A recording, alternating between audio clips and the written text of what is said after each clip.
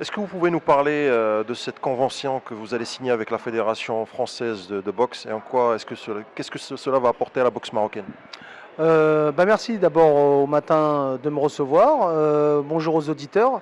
Donc c'est une convention qui est signée entre les deux fédérations, donc la Fédération royale marocaine de boxe et la Fédération française de boxe. Qu'est-ce que ça va nous apporter? C'est dans la convention, c'est-à-dire que c'est un rapport particulier, un rapport privilégié entre ces deux fédérations et automatiquement entre les deux institutions qui sont la Fédération royale marocaine de boxe et la Fédération française de boxe. Donc ça va nous permettre de créer du lien, premièrement, de travailler ensemble sur des dossiers qui sont très très importants, comme notamment le haut niveau et la formation.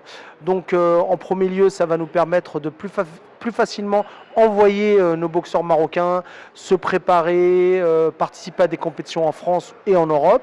Et ça va permettre d'accueillir plus rapidement et plus facilement des champions français qui viendront au Maroc se préparer dans les conditions qu'on connaît, puisqu'ils seront opposés aux boxeurs marocains comme à chaque fois. Et on compte sur eux, on compte sur l'équipe de France notamment pour la prochaine séance qui sera au mois de novembre lors du trophée Mohamed Sadis en l'honneur de notre roi. Et donc on comptera sur l'équipe de France.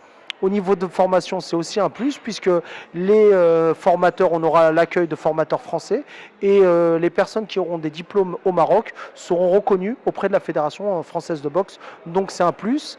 Et le troisième volet, c'est Paris 2024. On prépare déjà Paris 2024 car c'est déjà demain.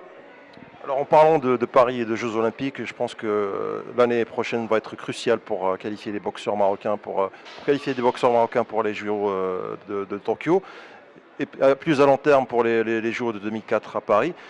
Qu'est-ce que ce genre de convention, si on peut dire, va apporter aux boxeurs marocains? Est-ce que ça va les inciter à travailler encore plus pour accéder à l'olympisme? Bon, bien sûr, si on regarde en résultat brut, le Maroc a eu 4 médailles olympiques avec les frères Achir en 88 et 92, avec Tartam Semani en 2000 et avec Mohamed Rabi'i qui a été aussi champion du monde en boxe amateur en 2016 et 2015. Donc, alors que la France, elle a eu 25 médailles olympiques. Donc, c'est vrai que ça va nous permettre de travailler ensemble, parce que le plus important dans un sport d'opposition, c'est la qualité des oppositions, la qualité du duel.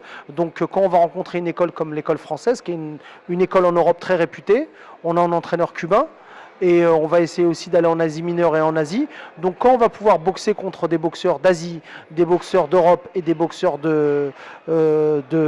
d'Amérique latine et d'Amérique avec les Cubains, on espère être au niveau, on espère apprendre avec eux et on espère que nos boxeurs, parce qu'ils auront une qualité d'opposition, seront meilleurs. Mais ça, ce sera du moyen terme. Là, quand on parle des Jeux de Tokyo, on est dans du très court terme.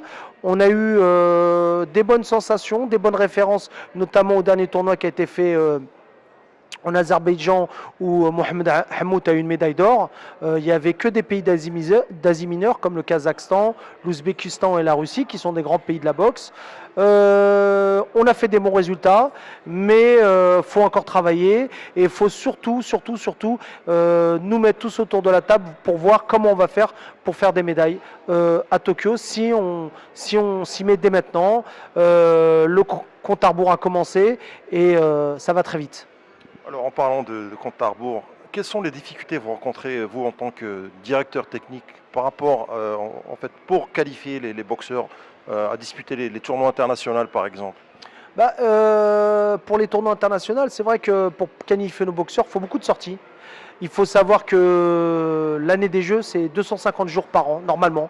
Les normes, les standards internationaux, c'est que l'athlète doit se préparer 250 jours par an et avoir un minimum de 150 à 200 jours à l'étranger où il va rencontrer les meilleurs.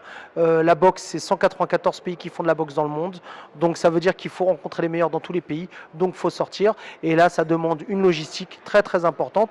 Et ça demande aussi, quand on revient au Maroc, d'avoir des conditions pour garder, pour maintenir notre niveau. C'est-à-dire là, ils ont été en Azerbaïdjan, ils ont été dans une salle de très très haut niveau, de haute technologie. Ils vont revenir au Maroc et là, c'est un petit peu plus dur.